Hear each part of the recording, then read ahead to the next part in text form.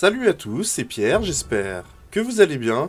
Aujourd'hui dans cette vidéo, je voudrais vous parler du phénomène qu'est la remontada, un terme qui est devenu courant depuis le fameux match Barcelone-PSG. Alors, ce qui est marrant déjà, c'est que ce phénomène existait depuis toujours, mais il n'existait pas de mot pour le formuler. Je sais que j'ai déjà dit « je suis revenu de nulle part » ou « j'ai réussi à remonter », mais pas « j'ai fait une remontée ». Donc ce qui est bien avec ce mot, c'est que ça a permis de désigner quelque chose qui existait. Dans cette vidéo, il faut savoir un truc, c'est que j'ai une trentaine de sujets que je veux aborder, et la liste fait que de grandir. Et avant que j'en arrive à ce sujet, je suis tombé sur le documentaire Remontada de Canal+, je crois. Très bon d'ailleurs, je vous le recommande. Et du coup, j'ai fait remonter ce sujet en haut de ma liste. Donc je ne vais pas aborder ce qu'est une remontada. De toute façon, je pense que tout le monde a compris ce que c'était. Je vais plutôt aborder ça en vous parlant de mon expérience personnelle sur ce qui se passe dans une tête, dans les têtes, l'expérience quand on fait une remontada et quand on l'a subie.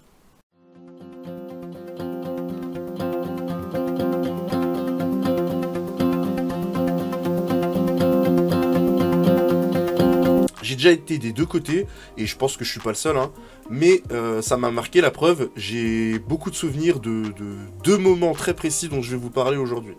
Pourquoi ça m'a marqué? Parce que c'est lié aux émotions, et vous retenez énormément de choses de par les émotions négatives.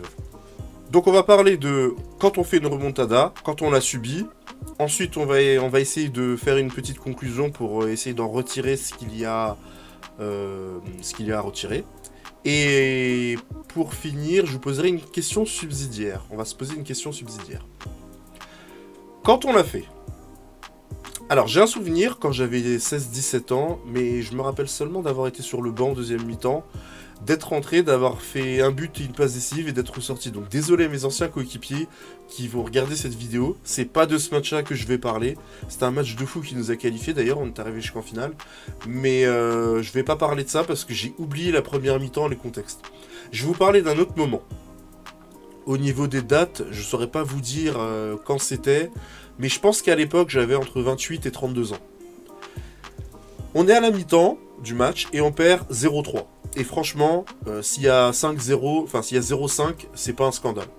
Le problème, c'est que ce qu'on fait est nul sur le terrain. Voilà, on va pas se mentir, c'est nul. Chacun joue sa partition, en face ils défendent collectivement, et forcément on n'est pas dangereux. Et comme chacun joue pour sa pomme, tu peux ressentir de l'agacement face à face à cet individualisme. Tu le vois dans le langage corporel de tes coéquipiers. Tu vois les bras qui se balancent, les soupirs, ça râle auprès de l'arbitre, ça fait pas les efforts, et du coup quand tu perds la balle, t'es passif, t'es pas énergique, et t'as pas envie de faire l'effort pour ton coéquipier qui veut pas lâcher sa balle alors que t'es tout seul de l'autre côté. Donc, on prend 2 comptes dans les 20 premières minutes, on a 10 minutes où on revient bien mais sans être vraiment dangereux, et un quart d'heure où on se fait vraiment marcher dessus. Ils font tourner la balle, ils remportent tout leur duel, ils ont l'air immenses, ils frappent sur le poteau, ils marquent un 3e but, et nous on est à 2 doigts de prendre un rouge, le coach fait que de râler, une cata. Quand l'arbitre siffle la mi-temps, je me dis que j'ai juste hâte d'en finir. En fait, je me demande même ce que je fais là, et j'ai hâte de finir l'après-midi avec ma copine. À la mi-temps, le coach nous dit que l'arbitre est mauvais, que le terrain est pourri, qu'il faut qu'on gagne nos duels. Bon, franchement, rien de bien transcendant, rien qui me touche particulièrement. Surtout que j'avais pas touché beaucoup de ballons, quoi. Et là, t'as le capitaine qui prend la parole et qui dit le gros problème, c'est surtout qu'on joue pas collectivement. Un tel, t'es sur le côté au lieu d'aller vers tes coéquipiers, tu t'enfermes, tu cherches la faute, que t'obtiens pas, et après tu gueules après l'arbitre. Pareil, un tel, tu fais la même chose après, chacun joue de son côté, on peut pas marcher ensemble si chacun joue de son côté.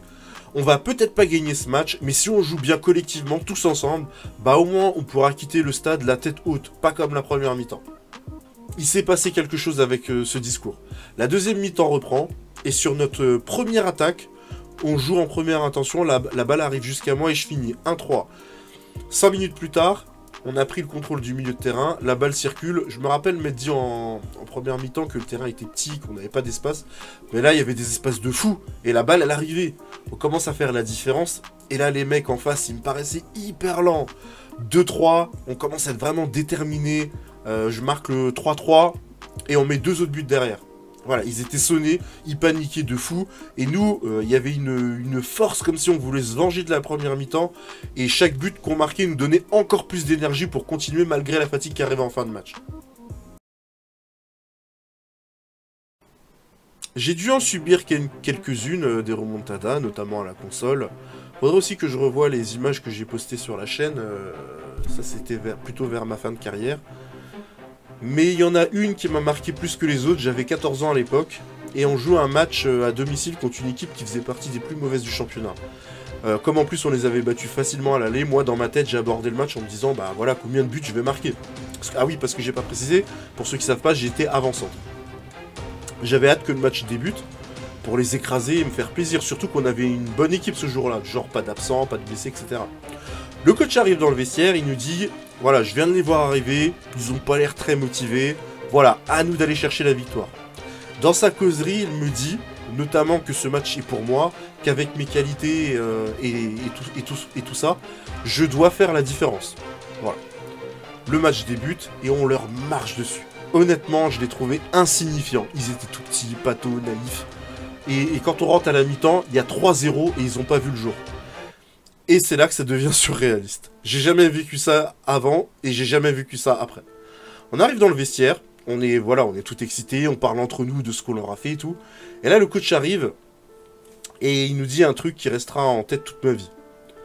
Les gars, le match, il est loin d'être terminé. On domine les débats, mais je vous mets en garde sur le fait d'être sérieux jusqu'au bout. On est très fort, on a des joueurs qui peuvent jouer à un niveau au-dessus, mais on a aussi des faiblesses. On est une équipe qui est capable de marquer 5 buts et qui est capable aussi d'en prendre 5. Mot pour mot, à peu près. Pour être sincère avec vous, sur le coup, quand il me dit ça, ça m'a pas touché plus que ça. En fait, ça m'a pas touché, mais alors pas du tout. J'étais tellement confiant en mes forces, j'avais déjà marqué 2 buts, que moi, dans ma tête, j'étais en train de penser à mon triplé. Et surtout qu'en face, je trouvais qu'ils étaient nuls. Et même si c'est vrai que défensivement, on avait des lacunes, là, le match, on le tenait. En face, il n'y avait rien, quoi. Donc, pas de raison d'être inquiet. Et le début de la deuxième mi-temps va dans ce sens. Voilà. Parce que le rouleau compresseur repart, je marque mon triplé d'une frappe croisée du droit à l'entrée de la surface, après un crochet sur le dernier défenseur. Et après 20 minutes de jeu, il y a 5-0. Alors là, vous devez être en train de vous dire, mais pourquoi tu nous racontes ça alors que tu es censé nous parler d'une remontada subie? Il y a 5-0, vous dominez les débats, ils sont nuls, il reste 20 minutes, c'est fini. Juste un petit problème. C'est que moins de 5 minutes après mon troisième but, on perd le ballon au milieu de terrain, on prend un contre-éclair et on se retrouve à 5-1. De là, on se prend une Toni Kroos en 2014 là, contre le Brésil, 5-2. 5 minutes plus tard, on perd encore un ballon, contre 5-3. Là, je sens le truc venir et je me dis qu'il faut qu'on en marque un autre très rapidement pour arrêter l'hémorragie. Sauf que j'arrive plus du tout à passer. Tous mes dribbles qui passaient jusque-là, là, ils passent plus du tout. Là, en l'occurrence, quand je voyais les joueurs d'en face, j'avais pas l'impression que c'était des joueurs naïfs. Tout à coup, c'était devenu des super défenseurs. Ils couraient plus vite, ils étaient plus techniques. On dirait même qu'ils avaient grandi. Voilà, mes passements de jambes, ils passaient plus, les crochets, les feintes de corps, rien. Et les autres, mes coéquipiers, pareil. Les passes, elles arrivent plus, on joue plus en première intention, mais en deuxième ou en troisième. On essaie de faire la différence dans notre coin. Je perds le ballon, contre, et on se retrouve à 5-4. 5 minutes après, il doit rester à peu près 5 minutes de jeu, et on sait même plus si on doit attaquer ou défendre pour conserver notre avance. On sait plus. On est perdu. Un milieu perd le ballon, contre, et nous voilà à 5-5. Fin du match. On a pris 5 buts en 20 minutes. 5 buts en 20 minutes. Un match qui nous tendait les bras. Et sur le chemin des vestiaires, je sais très bien qu'on va se faire pourrir par le coach. Parce qu'il nous avait dit que ça allait arriver. Il nous avait dit que ça pouvait arriver. Il nous avait mis en garde. Et le pire, c'est que il avait dit qu'on pouvait en mettre 5 et en prendre 5. Et c'est exactement ce qui s'est passé. Et bon, bah, sans surprise, on s'est fait allumer par le coach. Puis de toute façon, qu'est-ce que tu veux dire? Tu mènes 5-0 à 20 minutes de la fin. T'as pas le droit de te faire remonter de 5 buts contre une des pires équipes du championnat. Franchement, c'est honteux. Hein. Je me rappelle plus exactement de ce qu'il nous a dit, mais je me rappelle très bien qu'il a effectivement dit qu'il nous avait prévenu et qu'on n'a pas tenu compte de son avertissement. Alors, que retenir des deux exemples que je viens de vous raconter? Et c'est marrant parce que de ce que j'ai entendu des remontadas ces dernières années, il y a énormément de similitudes entre ce que j'ai vécu et ce que les joueurs ont raconté de leurs expériences de remontada. Ce que je retiens surtout, c'est qu'il est très difficile de relier ça à de la tactique, en gros d'expliquer ça par des faits techniques. Je constate que 90% de la remontada, faite ou subie, c'est du psychologique. C'est de l'ordre de la psychologie. Les 10 autres pourcents, ce sont des éléments extérieurs comme voilà, la chance, les supporters, l'arbitre, ce que tu veux. Mais avant tout, je vois la remontada comme étant un facteur psychologique. Tout à l'heure, je disais que on perdait, quand on perdait, les mecs avaient l'air immenses. Et en seconde mi-temps, quand on reprend l'ascendant psychologique, bah là, je dis qu'ils ont l'air super lents. Pareil dans la remontada subie, je dis qu'ils sont tout petits, pâteaux, naïfs. Et après, je dis qu'ils sont techniques et même qu'ils ont, j'ai l'impression qu'ils ont grandi. Ce qui amène à une question subsidiaire qui est comment ça se provoque une remontada et comment on l'évite. Alors, pour provoquer une remontada, je dirais que tu as besoin de plusieurs ingrédients. Je précise aussi que j'ai utilisé le mot provoquer, ce qui veut dire que ce n'est pas en ayant tous les ingrédients que ça va se passer. Mais ces ingrédients peuvent te permettre d'y arriver. Le premier ingrédient, c'est une force mentale. Celle qui fait que tu n'abandonnes pas parce que ça paraît mort. Exemple, lors de la remontada Barça-PSG, regarde le comportement de Neymar et regarde celui de Messi. Tu vas tout de suite comprendre qui avait baissé les bras et qui n'a rien lâché jusqu'à la fin. Et cette force mentale va t'amener au deuxième point. Le deuxième point, c'est être un mort de faim sur le terrain. Tout le monde presse, on joue vite, on est agressif, on récupère les ballons, on augmente le rythme du match qui s'emballe au point d'échapper à l'adversaire. Ce qui envoie le message à l'adversaire qui est en train de se faire agresser. Troisième point, le public. Ça joue un rôle sur l'adversaire, sur l'arbitre. Un public vivant qui encourage son équipe et qui met la pression sur l'adversaire, voilà, ça joue. Tout le monde ne supporte pas bien la pression. Alors, j'ai bien dit qu'il faut mettre la pression, j'ai pas dit insulte et menace. Voilà, bronca et siffler, ça suffit largement. Si t'es coach en amateur, et que t'as pas 65 millions de personnes, bien évidemment, franchement, je vais te dire un truc, je vais te donner un conseil. Si t'as 5 personnes qui sont venues, tu sais, t'as toujours des gens qui viennent accompagner pour voir des proches, etc. Si t'as 5 personnes, plus ton banc de touche, ils sont tous au même endroit, ils font du bruit, je peux t'assurer que ça fera office de pression. Je peux t'assurer. 5 personnes, allez, on va dire avec ton banc, tu comptes 4 personnes, 3-4 personnes, bah franchement, en étant 8 ou 9 plus le staff, allez, tu peux compter 10 personnes, ça peut faire suffisamment de bruit. Le dernier point, je l'aborde parce qu'il en fait partie, mais t'as aucun contrôle dessus, c'est la chance. Voilà, ça joue un petit rôle, mais ça en joue un.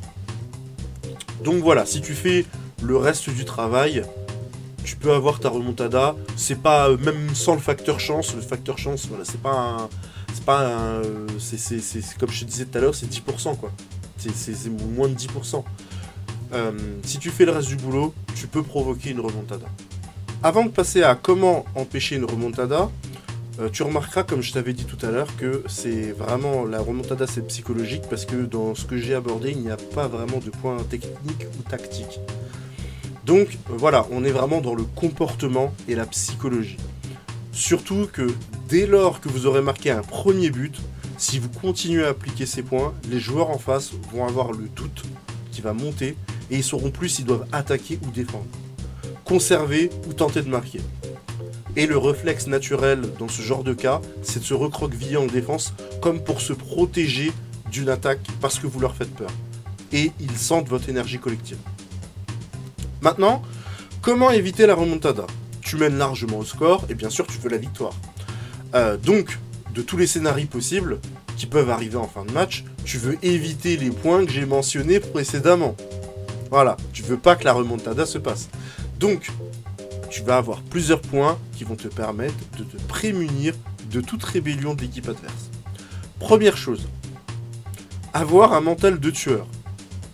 Et ça s'enseigne dès l'entraînement. J'ai bien dit un mental de tueur. 2 buts, c'est pas assez. 5 buts, c'est pas assez. 8 buts, c'est pas assez. Et ça, c'est très compliqué, surtout en France. Et je vais vous expliquer pourquoi. Parce que en France, c'est pas la mentalité. La mentalité, générale, c'est l'empathie. C'est de soutenir les gens en difficulté, et ça se répercute sur le terrain. Du coup, en France, tu peux tomber sur des scènes où le mec ne va pas marquer le but en disant « Ouais, mais bon, il y a 4 buts d'écart, il reste 10 minutes. » Voilà, c'est cette forme d'empathie. Je me rappelle, pendant le 7-1 Brésil-Allemagne, le commentateur a dit « C'est trop, c'est presque trop. » Voilà. C'est ça, c'est notre mentalité en France. Et ça, c'est pas une phrase de tueur. Avec ce type de personnes, t'es sûr de subir une remontada un jour. Quand t'es un tueur, tu veux gagner en permanence. Et dans tout, pas que le foot. Donc si l'adversaire a la tête sous l'eau, tu la maintiens jusqu'à ce qu'il meure. C'est une image. T'as compris? Je te dis pas de tuer quelqu'un. C'est une image pour te dire que si l'adversaire est en difficulté, tu lui laisses aucune chance de pouvoir s'en sortir. Tu lui donnes pas un point, tu lui donnes pas une miette, rien du tout. Et ça, 100% de l'équipe doit l'appliquer. S'il y a une brebis galeuse, attention. Deuxième point, casser ou ralentir le rythme du match. Faire traîner les blessures. Voilà, le soigneur vient, il met sa bombe, voilà, ça prend un petit peu de temps, la personne se relève, voilà, ça prend un petit peu de temps, ça casse le match, et surtout, du coup, le match ne repart pas tout de suite, et ça refroidit l'équipe adverse, voilà. Ralentir le rythme du match, multiplier les changements, les remplacements, faire des fautes intelligentes, un jour je parlerai de ces fameuses fautes intelligentes, hein, cet anti-jeu. Faire tourner la balle aussi pour faire courir l'adversaire et là encore ralentir le rythme du match. Voilà, tout ça c'est des points qui sont importants. Ensuite, troisième point, faire de l'intox. Parler à l'adversaire pour lui dire que voilà, c'est fini. Ou dire à son adversaire qu'il est fort, mais que le reste de l'équipe est bof et qu'il le néglige. Voilà, pour diviser l'équipe adverse. Lui parler du prochain match ou de ce qu'il fait ce soir, rigoler avec lui. Le but c'est qu'il sorte de son match et qu'il n'ait pas envie de se surpasser. T'as pas envie que le match s'enflamme, t'as pas envie qu'il se réveille.